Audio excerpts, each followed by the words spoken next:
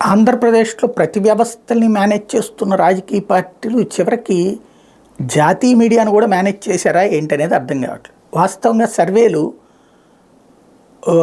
ఒకవైపుకే వెళ్తుంటాయి, అంటే పబ్లిక్ నాడిని.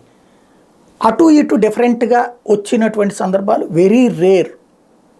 సాధారణంగా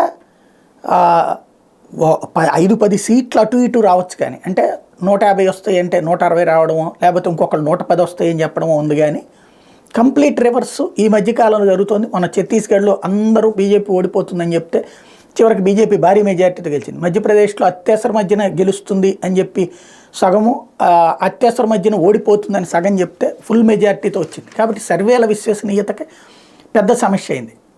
గత కొన్ని రోజుల నుంచి ఇండియా టీవీ సర్వే వైసీపీ 10 సైట్లకి పరిమితం కాబోతోంది, 12 తెలుగుదేశం పార్టీ, 3 భారతీయ జనతా పార్టీ గెలుచుకోబోతోందంటూ ఇండియా టీవీ సర్వే చెబితే టైమ్స్ నౌ మాత్రం తాజాగా 21 నుంచి 22 స్థానాలు వైఎస్ఆర్ కాంగ్రెస్ పార్టీ గెలుస్తుందని, 3 నుంచి 4 స్థానాలు భారతీయ జనతా పార్టీ, జనసేన తెలుగుదేశం గెలుస్తాయని, బీజేపీకి 0 అన్నటువంటి తేల్చినాయి. తద్వారా వైసీపీ శ్రేణులకి ఆ ఆవేదన టైంలో ఇది సంతోషకరమైనటువంటి వార్త.